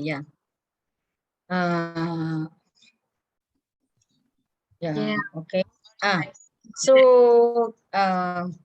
siapa tadi yang you answered is nak kontrol kanak-kanak yang umur 3-4 tahun kan, yang you cakap gunakan cerita dan gunakan bahan mainan untuk mengajar mereka. Ya. So okay, kalau itu sebab kita ada berapa lagi, 5 minit lagi, 7 minit lagi. Mungkin apakah pesanan Dr. Vino kepada semua dalam masa COVID ini dengan tekanan, sebab kita tengok ramai yang suicidal cases yang sebelum bunuh diri mereka sudah ada tekanan untuk membunuh diri. Mereka cuba sebab kita tahu kalau orang nak bunuh diri itu selalunya orang cakap sebab dia tidak ada sokongan, dia tidak ada support kan. So mungkin Dr. Vino boleh cakap bila ada perasaan begitu sudah datang pada kita, apa yang kita boleh buat? Okay, thanks Cik Mano. So tadi pun saya ada cerita sedikit pasal bunuh diri kan, suicidal ideation kan, perangai-perangai membunuh diri atau keinginan untuk membunuh diri. So ini yang saya bagi tahu semua orang dan juga untuk kita, it can be for us and also for people around us. Kita kena faham satu benda, bila kita fikir untuk bunuh diri atau mempunyai keinginan membunuh diri atau apa-apa jua lah yang ada kaitan dengan bunuh diri, itu tidak bermakna yang kita sedang membuat satu dosa atau bermakna yang kita ni sakit mental sampai kena pergi jumpa psikiatris, dapat ubat atau kena hantar pergi dapatkan rawatan di hospital. Ini sebenarnya adalah kerana kita tak boleh tahan kita punya beban. So kita fikir kalau kita mati, kita tak ada lagi, semua beban akan okey. Jadi, apa yang sangat penting ketika ini? Kalau anda rasa tertekan sampai fikir macam tu, mula-mula anda bagi tahu diri anda bukan berfikir sesuatu yang boleh mengakibatkan kemaluan untuk anda ataupun akan mengakibatkan orang lain melihat anda dengan cara yang salah. Jangan fikir macam tu sebab ini hanya kerana tekanan. So, anda kena pergi bercakap dengan orang yang anda percaya. Katakan anda tak nak berkongsi dengan orang yang anda percaya tetapi anda malu, anda boleh mendapat bantuan daripada kaunselor. So sekarang ada banyak talian telah dibuka. So just boleh call dan cakap, okay, saya rasa macam ni, saya nak cakap dengan kaunselor sebab saya tak nak sakitkan diri saya takut saya akan buat sesuatu terhadap diri saya. So boleh buat macam tu. Tapi kebanyakan kita ni kan, kita ada kawan, kita ada orang dalam family ataupun kawan yang kita percaya ataupun boyfriend, girlfriend, tak kisahlah siapa-siapa. Tapi kita ada, tapi kita sendiri bagi tahu diri kita sendiri, malulah nak cerita kita macam ni, malu nak cerita kita rasa macam ni. Jangan malu sebab kita tak boleh menilai apa yang orang lain akan fikir pasal kita sebelum kita bercakap dengan mereka kan. Kita tak boleh sendiri buat konklusi cakap alah kalau kita bagi tahu kita punya boyfriend mesti dia rasa saya gila. Tapi sedangkan boyfriend ketika itu akan memahami anda dan akan membantu anda. Tetapi sebab anda tak cuba dan anda tak tahu. So boyfriend pun tak tahu apa yang kita melalui, kita pun tak dapat pertolongan yang kita harapkan. So buka minda dan buka hati kita. Jangan fikir yang benda-benda berkaitan dengan bunuh diri ni adalah benda yang memalukan, tak sama sekali. Ini adalah kerana kita sakit hati, kita tak boleh tahan, so pada ketika itu kita fikir macam tu. Dan lagi satu saya punya nasihat untuk semua orang. Kalau kita perhatikan orang yang kita kenal, kawan kita atau bukan kawan yang akrab pun lah, tapi kawan yang mungkin kita kenal di tempat kerja atau di NGO kita atau di mana-mana yang di keluarga kita. Kalau kita tengok perubahan mood atau tiba-tiba dia orang sedih, tiba-tiba dia orang senyap, tiba-tiba mereka bukan macam apa yang mereka sepatutnya macam mana mereka dulu, tiba-tiba sekarang mereka lain. Tolong pergi cakap dengan mereka. Tanya je, are you okay? Ataupun jom kita cakap saat kita minum kopi, you bagi tahulah, you nampak sedih, kenapa? Bila anda tanya macam tu, mereka akan rasa, ada juga orang yang perasan kita ni macam ni. Ada juga lah mereka nak datang tanya. So mereka akan rasa gembira walaupun pada ketika tu mereka mungkin tak akan bagi tahu masalah kat kita, tapi mereka akan melupakan sekejap tentang bunuh diri sebab mereka dah tahu ada orang perasan yang mereka dah macam murung. So mereka akan sedikit-sedikit memberitahu kita dan mendapatkan pertolongan daripada kita bila kita menunjukkan kita kisahlah pasal mereka. Sebab benda ni pernah berlaku dalam hidup saya. Saya just bagi tahu dalam 1 minit lah. Bila saya belajar kat luar negara, saya pergi seorang. So saya sendiri memang murung lah sekejap sebab dah pergi seorang diri kan, tak ada family semua, saya kena jaga diri. Tetapi saya buat kawan-kawan baru, saya dapat kawan-kawan baru. So saya tinggal di hostel tingkat 6 semua perempuan. Saya pilih hostel macam tu semua perempuan sebab luar negara susah sikit diorang mix lelaki perempuan, tapi saya pilih yang perempuan. So saya berkenalan dengan satu kawan, tapi dia sebenarnya bukan kawan saya, tapi just hostel mate je. So kami selalu jumpa di tempat kita ambil air daripada water filter. So dia daripada Mongolia. So saya selalu akan hi sis, how are you? Saya akan tanya dia dan cakap hi, I'm fine sis, how are you? Itu sajalah. Kita jumpa bila kita dapatkan minuman, lepas tu kita balik bilik sebab nak buat kopi pun kena ambil air panas dari situ. Sebab bila pergi kita orang tak ada boiler semua kat bilik. So saya perasan dalam sebulan, dalam 2 bulan saya perasan badan dia dah menyusut. Dia memang kurus tapi dia semakin kurus. Dia memang nampak sangat kurus dan dia memang nampak macam dia sakit dan dia nampak sedih. So saya sebenarnya dalam tempoh singkat bila saya ambil air tu, saya perhatikan dia. Dalam 2 bulan saya tengok dia lain. Dia memang lain, dia dah menyusut, dia rasa macam tak okey. So pada ketika yang saya rasa macam tu, bila saya pergi ambil air, hari tu saya tanya dia, sis, I want to talk to you for a while. Then dia cakap, yeah sis, what is it? Dia cakap lah, dia tanya macam tu. So saya cakap, no, I realise you don't look so well and you look so thin. In 2 months, I realise you lost a lot of weight. Are you okay? Saya tanya macam tu je and dia bukan kawan lagi lah, just kawan satu hostel kan. Dia terus peluk saya dan dia menangis. Dia cakap kat saya, kawan-kawan dia sendiri tak tanya soalan macam ni dan tak tanya kenapa dia dah kurus dan dia nampak sedih.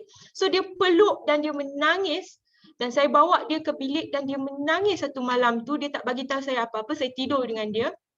Lepas tu baru dia bagi tahu saya dia sebenarnya ingin ingatkan nak bunuh diri sebab dia kena tipu daripada seorang lelaki lah yang dia percaya dan yang dia nak kahwin. So itu yang saya nak bagi tahu kat semua orang. Bila anda tanya perkara-perkara yang simple macam tu kat orang yang sedang melalui sesuatu, boleh membuat perubahan. Anda boleh membuat perubahan, anda boleh membantu mereka. Dan ya, itu yang saya nak berkongsi. So sorry saya cakap banyak lagi. Sorry Cik Mano, tapi perkongsian tu penting saya rasa. Ya, terima kasih perkongsian yang sangat baik yang untuk kita semua faham juga bahawa jangan kita tunggu sampai orang minta tolong pada kita. Jika kita perasan bahawa mereka itu nampak keadaan mereka dan kita juga boleh bertanya pada kabar kepada mereka. Ada soalan lagi tapi masa kita sudah tamat. Dan juga soalan itu adalah mengenai pasal hospital sibuk dengan kes pesakit COVID. Adakah hospital boleh menerima pesakit luar yang baru menghadapi tekanan mental? Mungkin ini bukan sesuatu yang kita boleh dapat jawab atau doktor nak jawab dalam satu ayat kerana saya kena tutup sesi ini. Ya, saya faham.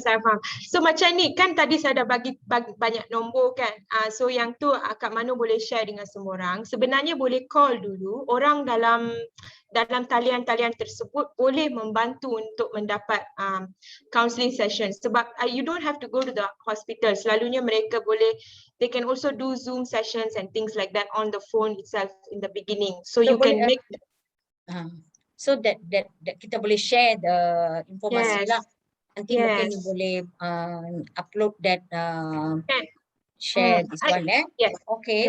Dengan tanpa terima kasih banyak-banyak kepada Dr. Vino yang telah banyak beri pendapat dan sharing dan informasi mengenai kesihatan mental. So bahawa kita semua faham iaitu okey jika kita tak okey So kita kena jaga kesihatan mental kita dan dengan itu saya berterima kasih kepada YB Maria Chin P105 dan juga kepada Dr. Vino dan semua yang berkongsi maklumat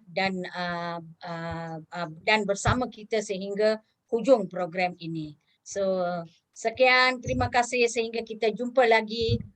Stay safe, jaga diri dan jaga kesihatan mental. Thank you. Terima kasih. Jaga diri semua orang. Thank you everyone. Thank you. Bye-bye. Thank you.